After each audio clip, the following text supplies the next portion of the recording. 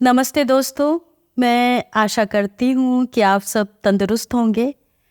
दोस्तों, जैसे कि आप लोग देख रहे हैं कि आज मैं इस कार्यक्रम में खूब सज-धज के थोड़ा स्टाइल करके आई हूँ।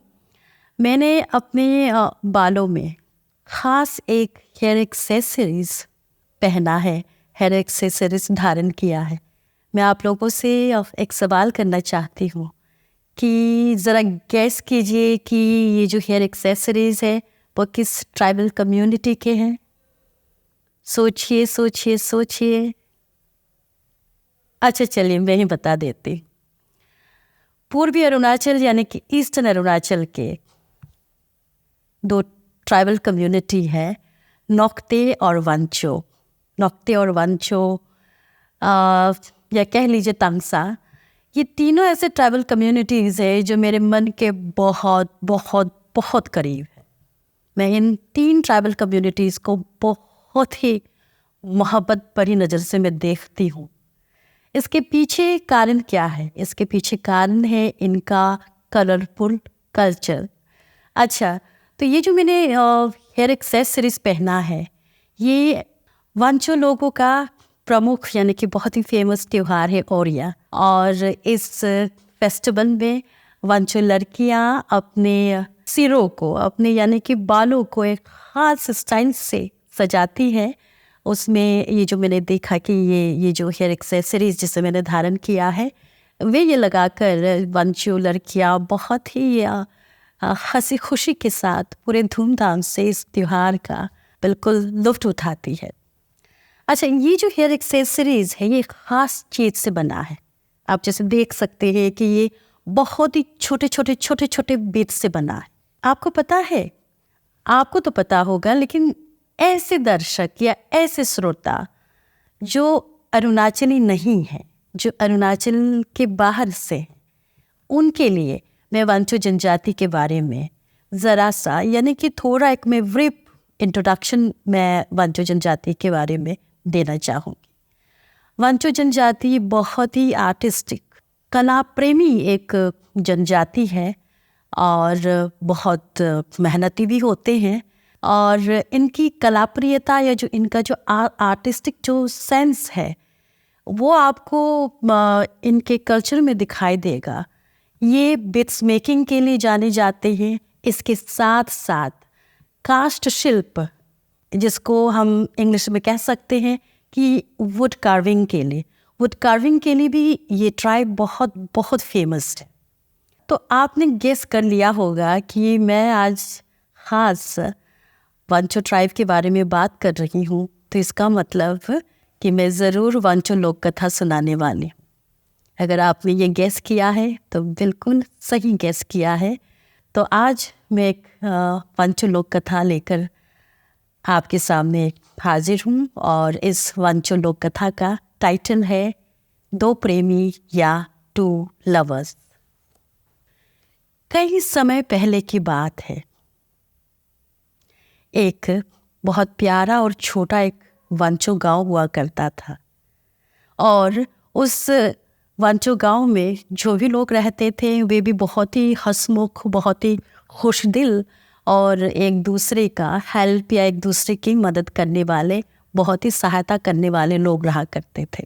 अब मैं जिस असल बात पर मैं आ रही हूँ, ये बताते हैं कि उस वांचो गांव में दो लड़के रहते थे। एक लड़का जिसको सजना संवरना बड़ा अच्छा लगता था और दूसरा लड़का जिसको सजने संवरने से कोई मतलब नहीं, बिल्कुल सिंपल और बड़ा ही साधारण वेशभूषा उसका, बड़ा ही साधारण हुलिया। लेकिन दोनों, जैसे मैंने कहा कि दोनों का जो स्वभाव है या जो दोनों का जो आप देखेंगे कि जो नेचर है या जो हैबिट है वो एक दूसरे से इतने जुदा हैं, एक दूसरे से इतने अलग हैं जैसे दिन और रात, जैसे धरती और आकाश। लेकिन दोनों में एक बात कॉमन है, और वो कॉमन बात क्या है कि दोनों एक ही लड़की से प्रेम करते थे। जी हाँ, गांव में एक लड़की थी, बड़ी प्यारी सी, बहुत ही प्यारी सी, बहुत ही मेहनती और बहुत ही, जिसको ये कहेंगे कि सुंदर। उस लड़की से ये दो लड़के प्रेम करते थे और अपने अपने तरह से उस लड़की का प्यार पाने के लिए उस लड़की के सामने सबसे पहले अपने प्यार का इजहार किया, बताया, एक्सप्रेस किया अपने अपने तरीके से कि हम आपसे प्रेम करते हैं और हम आपसे शादी रचाना चाहते हैं। और उसके बाद उस लड़की से प्यार पाने के लिए पूरी तरह से जो भी मुमकिन रास्ता है, हर मुमकिन रास्ता अपनाने के लिए ये तैयार थे। अब हम पहला और दूसरा लड़का, इन दोनों पर हम फिर वापस आते हैं। जो पहला लड़का है, इनके बारे में कहा जाता है क्योंकि ये दिखने में भी सुंदर था और उसके बाद जैसे मैंने कहा कि उनको सजना संवरना बड़ा पसंद था। उस समय सजने संवरने का मीनिंग था कि ये अपने कानों में क्या कानफुली के तौर पर, एयररिंग के तौर पर ये क्या पहनते थे, बकरी के सींग, और उसके बाद जो धनेश पक्षी है यानी कि जो हॉर्नबिल का जो पंख होता है, हॉर्नबिल के पंख से अपने आप को सजाते थे। इसके साथ साथ जो जंगली सूअर है, जंगली सूअर के जो दांत हैं उसको भी अपने शरीर में धारण करते थे और साथ ही साथ बंदूक भी। जी हाँ, आप नोक्ते वंचो इलाके में अगर आप जाएंगे तो आज भी आपको वहाँ घर घर में आपको बंदूक दिखाई देगा। अब ये जो बंदूक जो है वो नोक्ते और वांचो जीवन में कैसे ये बंदूक कैसे प्रवेश करता है, कैसे उसमें बंदूकों का आना, वांचो और नोक्ते घरों में बंदूकों का आना कब से शुरू हुआ, इसको लेके एक बहुत ही इंटरेस्टिंग फोकटेल है, लोक कथा है, जो मैं सुनाऊंगी किसी और दिन, आज नहीं। तो जैसे मैंने कहा कि ये बंदूक लटका के कंधे पर और जंगली सूअर का दांत पहन के, कानों में बकरी का सींग पहन के, और उसके बाद धनेश पक्षी का जो पंख है, हॉर्नबिल का पंख अपने सिर पर धारण करके जब ये गांव के रास्ते निकलते थे, पूरी जैसे मैंने कहा कि अपने एकदम सज धज के साथ, तो गांव की जो कुंवारी लड़कियां होती थी वे आहें भरा करती थी इस नौजवान की सुंदरता को देखकर कि आहा ये कितना हैंडसम है। अब हम बात करते हैं दूसरे नौजवान के बारे में। दूसरा नौजवान, चेहरा कुछ खास नहीं, चेहरा मोहरा देखने में ठीक ठाक है, पहले के मुकाबले वो उतना हैंडसम नहीं, उतना सुंदर नहीं, और जहाँ तक उसके पहनावे की बात करें तो वो भी बहुत ही सिंपल, साधारण, ना जैसे उसको सजने संवरने में उसको कोई इंटरेस्ट नहीं, ना ये जंगली सूअर के दांत पहनते थे, ना बंदूक लटकाते थे, कुछ नहीं। तो उसमें ऐसा कुछ खास था नहीं कि लड़कियां उससे अट्रैक्ट हो, ऐसा कुछ खास था नहीं। लेकिन जैसे मैंने कहा, इन दोनों का लव इंटरेस्ट तो एक ही था। लड़की के पास जब ये प्रपोजल आया तो उस लड़की ने बहुत सोचा। यानी कि इससे आप ये अंदाज़ा लगा सकती है कि वो लड़की बहुत होशियार थी, वो लड़की बहुत ही इंटेलिजेंट थी, कि ऐसा नहीं कि बिल्कुल जैसे ये कहा है कि किसी का खूबसूरती देखकर ही हाँ कर दिया। ये बहुत ही इंटेलिजेंट थी, बहुत ही होशियार थी। इसने क्या सोचा? इसने ये सोचा कि नहीं, मैं इस तरह आंख बंद करके किसी को मैं अपना जीवन साथी या लाइफ पार्टनर में नहीं चुनूंगी। मुझे सबसे पहले इन दोनों को परखना होगा, थोड़ा मुझे जांच पड़ताल करना होगा, देखना होगा कि ये दोनों कैसे हैं। देखिए, जिस तरह हम बाज़ार जाते हैं, मार्केट जाते हैं, हम कोई सामान खरीदने से पहले हम उसको अच्छी तरह से टटोल के, ऊपर नीचे आगे पीछे टटोल के हम देखते हैं कि ये सामान कितना टिकाऊ होगा, इसकी ड्यूरेबिलिटी क्या हो सकती है। इसी तरह से ये इतनी समझदार थी, ये लड़की इतनी समझदार थी कि इसने सोचा कि मैं ऐसे ही हाँ नहीं कहूँगी, पहले मुझे दोनों को थोड़ा सा मुझे देखना पड़ेगा, टेस्ट करना पड़ेगा। तो इसीलिए इसने एक दिन चुपके से, बिना किसी को दिखाई दिए, बिना किसी को बताए, पहुंच गई पहले वाले लड़के के घर। अब जब वो पहले वाले लड़के के घर पहुंचती है तो एकदम से चौंक जाती है, हैरान हो जाती है। क्यों? क्योंकि जब वो घर के भीतर आई तो देखा कि पूरा घर बिखरा पड़ा हुआ है। मतलब घर में इतनी गंदगी है कि घर के अंदर जैसे कदम रखा बदबू आने लगी। फिर उसने किसी तरह से अपना नाक बंद किया। अपनी नाक बंद करके फिर ये थोड़ा आगे जाती है और ये देखती है कि जैसे उस जमाने में सिर्फ फायरवुड, जलावन की लकड़ियों से ही खाना पकाते थे। तो इसने सोचा कि मैं जहाँ स्टोर है मैं वहाँ जाके मैं देखूंगी कि फायरवुड है कि नहीं।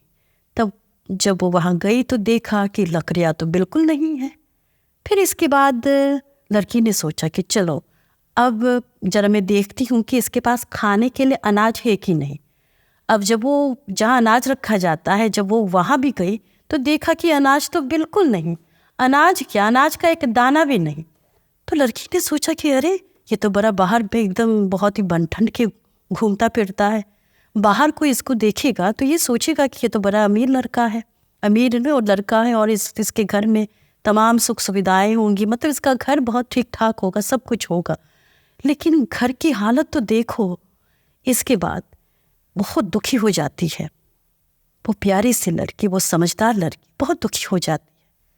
फिर किसी तरह से अपने मन को दिलासा देकर ये दूसरे के घर जाती है, यानी कि वो दूसरा लड़का, वो सिंपल और साधारण लड़का, उसके घर जाती है।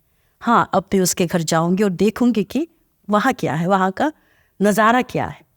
अब जैसे ही वो उसके घर, दूसरे वाले के घर एंटर करती है तो वहाँ भी वो बिल्कुल हैरान पड़ जाती है। वहाँ भी बिल्कुल वो हैरान हो जाती है। हैरान इसीलिए क्योंकि वो घर जो था वो बहुत ही व्यवस्थित, यानी कि very systematic and very organised. उस चीज़ में सारी चीज़ें जो है वो करीने से सजा हुआ था।